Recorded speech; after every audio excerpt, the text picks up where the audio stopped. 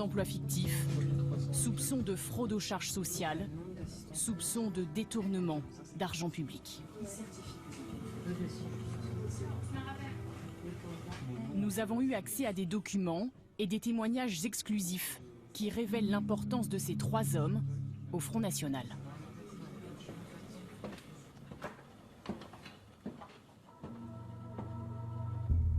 Dans un parti politique, il y a un poste clé.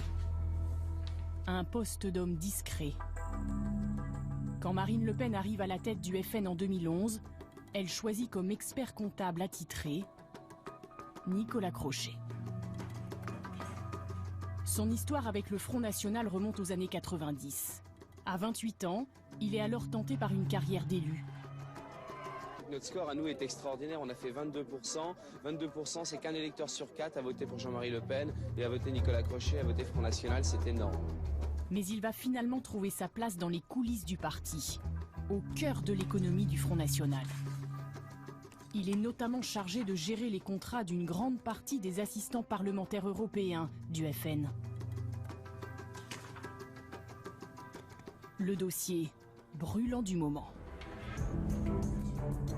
Autre titre ce soir avec ce rapport européen qui est désormais entre les mains de la justice française. Rapport qui affirme que Marine Le Pen aurait reconnu avoir fictivement salarié 2 assistants parlementaires.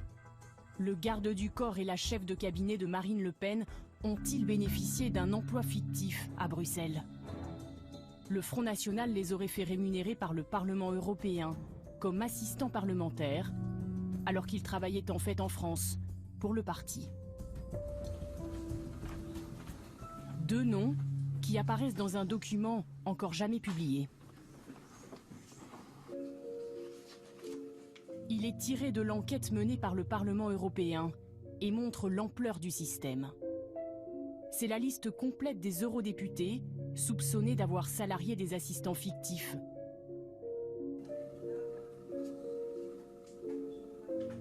Louis Alliot, Bruno Gollnisch, Jean-Marie Le Pen, Florian Philippot, Marine Le Pen. En tout, 23 cas d'emploi douteux sont dans le collimateur de la justice. Nous avons porté notre attention sur le cas de Kevin Pfeffer, un assistant censé travailler pour l'eurodéputée Sophie Montel. Dans ce courrier, le service financier du Parlement européen fait part à Sophie Montel des résultats de son enquête. Aucune justification n'est apportée sur l'activité de votre assistant durant la période août 2014-février 2015, la période pendant laquelle le lieu de travail de M. Pfeffer était situé au siège du Front National. Il n'a pas été possible de retrouver des messages signés de M. Pfeffer parmi les messages reçus par les services du Parlement en votre nom. Pas un seul mail, pas une trace de son activité d'assistant parlementaire, alors que l'institution européenne verse au même moment pour son salaire 5 550 € bruts par mois au parti. Pas un seul mail non plus de Kevin Pfeffer en réponse à notre demande d'interview. Alors nous campons au pied du QG de campagne de Marine Le Pen pour se donner une chance de le croiser. Visiblement, c'est la bonne adresse. Au terme de son enquête, Bruxelles avait même suspendu le salaire de Kevin Pfeffer en 2015. Bon, où est-il? Tiens, ça y est, on l'a repéré. Dans une épicerie au pied du QG. Bonjour, monsieur Pfeffer. Rémi Labette de France 2. On s'intéresse au fait que le Parlement européen ait suspendu les frais de votre contrat d'assistant parlementaire en juillet 2015. Est-ce que vous avez travaillé comme assistant parlementaire à temps plein? C'est le début d'une longue série de portes qui se ferment. On décide d'insister et on part à Bruxelles pour entendre la version de celle qui était censée être sa patronne, Sophie Montel.